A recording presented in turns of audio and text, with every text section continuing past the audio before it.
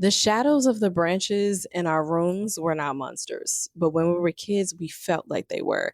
And today I want to talk about like the adult equivalent of that and how I've used that analogy and I've used that visual that I feel like a lot of us can relate to. Like let me know down below if you can relate to it to help me move through my fears. And I've watched other people do it and I've worked couples through it because it's real. And I'm not talking about like spiders or heights. Those are also real. I'm afraid of heights. But I'm talking about the things that keep us up at night, right? So let's get into it. But first, hey, I'm Imani. I'm a marriage coach, so I talk a lot about relationships, but I talk a lot about life, like I'm about to do today. How we figure ourselves out, self awareness, self discovery, navigating through change, and what that all looks like in real time. So let's talk about it. You remember, let's paint the picture. You're in your bed at night, the lights are off. But if you lived in a city like me, there were just always lights still. And so the lights would come in into the bedroom, and if there were trees or something was in there, the shadows would be on the walls, and you're just kind of sitting there as a kid watching the shadows on the walls, and somehow it feels like something is closing in on you. And don't let it be that you just snuck and watched like a scary movie that your older siblings were watching, or saw something that you shouldn't see, an image that is stuck in your head, a poster or something kind of scary and uncomfortable, and you were just convinced. I was convinced that there was a monster. I was like, there's a monster. Sometimes it was under the bed, sometimes it was the shadows on the wall. And what did we do? Okay, we went into our parents room, whomever. We were like, we need to be covered. Okay, we need safety. We need there's safety in numbers. Let's do this. I was ninja crawling and rolling my way into my parents' bed, and a lot of times they didn't even know I was there, sleeping soundly until they woke up or they rolled over and they felt me. You got real good at just slipping in to the space. And I think about that moment. That visual came to me because the monster felt real under the bed, on the walls, in the shadows. As a kid, you could not tell me that I wasn't about to get scooped up by some shadow branches, okay? Or some monster was about to just, you couldn't tell me. You could not tell me. And as adults, we have our own monsters. We have our own things that keep us up at night, and they feel very real. And the things that keep us up at night are things like, what if we lose it all? Right? That thing that plays, that tape that plays in our minds a lot. Like, what if we lose it all? What if we lose that job and I'm the only one working right now? And then we're going to be homeless and we're not going to have any money and we're not going to be able to pay our bills. And all of these things are going to happen to us. What if, you know, we lose somebody we love? What if we lose our partner and they're the ones working now and we're not necessarily working now? Um, what if something happens to both of us? What about the children? What if, our partner leaves us and we're alone? Like these are what if they get sick? Like these are the things that keep us up. These are the things that we play the tape. What if they realize that I'm a fraud? I'm not as good at this as they think I am. And maybe not because you're really not as good, but because you just don't believe that you're as good yet. And so that imposter syndrome, like what if they catch me and I'm just humiliated publicly? Right? These are the things we don't say. These are the things that keep us up at night. These are the things we wonder about. I'll be for real, like losing my mom really shifted the relationship that I have with death, thinking about it often, thinking about it in varying ways, and sometimes intrusive thoughts. And I had to be aware that this was happening to myself. I had to be aware that I'm thinking these things. I had to be aware that in my reality, I lost somebody that I really love and care about. And it happened unexpectedly. I didn't know that it was coming. When the event happened that caused it, And I was like, oh, this can happen, and it can also happen again. Somebody that I love and care, I can have to go through this kind of grief again. And so thoughts that will pop into my head, things that feed into my worst fears, have a lot to do with loss in this season of my life. And it can be a loss of where we're at and a sense of stability and comfort, or it can just be legit loss of that person. And then I remember when we moved abroad, I was like, well, dang, now if something were to go down and if there were to be a loss, would that be even more devastating because I'm not in necessarily a familiar place? And, those things start to come up. That's the tape that starts to play. And again, it's not always a tape that we share with anybody else. It's something we think about when we're lying awake and we haven't fallen asleep yet. It's something that we scroll through our phones so we don't think about when we're lying awake at night until we're exhausted enough to just fall asleep. It's something we might think about wakefully while we're washing the dishes and our mind starts to wander, or while we're driving in a car. And these things are our shadow monsters, are our monsters under the bed. And one of the things for me, honestly, is like I can't stop them. I can't stop the people like, oh, just, you can't think those thoughts. Like people who love you will say, you can't think that, if you have a moment where you do share it with somebody. And they say that a lot of times out of love because you trusted that person to say it enough. But I can't not think them. But what over the years I've been able to do is to be aware that I'm thinking of it, right? So the awareness comes first, and then be like, okay, what can I do with this awareness?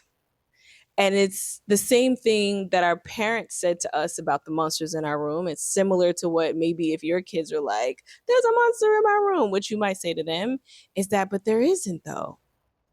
Look, see this shadow that looks real scary? You see that leaf right there? That's what it is. It's just a leaf. Okay, let's turn on the lights, let's look under the bed together. Oh, but the monster's not gonna come out if you turn on the lights. The monster only comes in the darkness. Okay, let's turn off the lights, let's get a flashlight. Let's get a little light. And we'll sneak up on the monster under the bed. See, there's nothing under the bed. The bed is super clean. There's nothing there, no trap doors, knock, knock, knock. You show them that it's not real, that it's not actually happening, even though as a child it felt real. Is that always comforting? Sometimes, yes. Sometimes seeing that, oh, it's just branches on a tree, it's just this leaf, it's just this object moving in a certain way that is reflecting off this wall. Sometimes removing the movie magic of it all, it gives us something to anchor to. Because when you see it again the next night, you get scared, you remind yourself, it's just the branches on the tree, it's just the leaf. See, there's the leaf. You start to look at what's real. And this has been huge for me. Like, I'm going to look at what's real in this moment. Because in this moment, I haven't lost anything. In this moment, I have what I have. And what is it that I have? And that anchors me. I have, my health. My kids are here. My husband is here today. He is here in this moment. We are good. We are better than good. We have. We are not lacking for the things that are important to us in this life. My loved ones are here, and I have the blessing and the privilege to make memories with them, to spend time with them, to be annoyed by them, like all of the things, all of the life things I am here and able to do with them. And that's pretty amazing. I anchor to what's real. I anchor to what's true in the moment. I remove the smoke and mirrors and the illusion of it all, and the chokehold that illusion has on my imagination. Just like as a kid, the branches are getting bigger. The branches are moving when the wind moves the tree. The branches are gonna swallow me up. Like my imagination is like going wild. And just like what if we lose it all and then we'd be homeless, and that we can go down that spiral. But what's true and what's real right now? Let's removing all the smoke and mirrors and all the imaginative ways that we can think about how things could go wrong and the rabbit hole that we can dig. What is real and true right now? That thing right there helps me move through the thoughts, helps me be like, okay, this is what's real. I can separate the fact from the fiction. The fiction feels real. The fiction can even feel possible, but I can separate the fact from the fiction. Like, my spouse didn't leave me. If I share something vulnerable, and I've had this recently with a client, with a couple that I'm working with, she's working on sharing more vulnerably with her spouse. They really deal with emotion and the importance of emotion and the expression of emotion very differently. Um, and she's like, if I express too much emotion, my fear is that he may leave. And that is a real, and it feels like a real fear. And then we have to let's look at times where you have expressed how you felt. What has happened? Well, this has happened and this has happened. And each time we go through her history of what it looks like. He has always been there. He has never left. All you have is that history. That is what's real. That is what's true. He's here right now. We anchor to what's true in the moment, and we separate fact from fiction. And while it doesn't necessarily make that idea and that feeling never pop up, it gives us something to do with it when we're aware that we're having it. And that is a first step. And what I will say is that the time gap starts to close. What do I mean by that? The gap between the time where you were aware of your fear and then you were like trying to anchor yourself so that you can move through it, it might have taken you longer to get to that anchor. But when it doesn't take you as long, you start to move through those thoughts more quickly. Where at some time felt like it was becoming overwhelming or crippling or paralyzing in some ways to have certain thoughts, it starts to be something that you can move through and continue on with your day and your moment in your life. It starts to have less weight, and it starts to weigh less on you, right? It starts to have less weight. All the weight we put on this fear, on this thing, it starts to have less of it, and then it starts to weigh on you less. So this is our reminders. This is our reminders to separate the fact from fiction, to anchor ourselves in space, to remind ourselves that the shadow monster on the wall is actually branches and leaves on the trees. It's not coming to get us. And right now, we're okay in our beds. We're safe in our beds. And take that logic, because like we're grown now, right? So this is what we would say to our kids. Take that logic in that scenario and move it to, what if I'm scared that, and be like, okay, well, what's true right now? Remove the smoke and mirrors. What's happening right now? And anchor to that. All right. Appreciate you.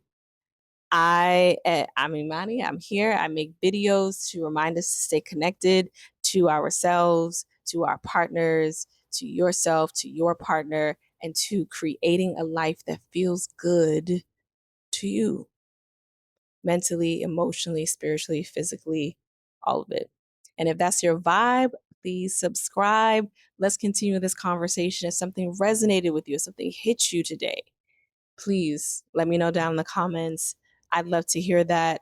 Um, and yeah, I thank you. And for those of you who know that I want a little bit more, I want to go a little bit deeper. I want some support in, communicating with self, communicating with partner, finding connection with my partner as well. Then meet me down in the description.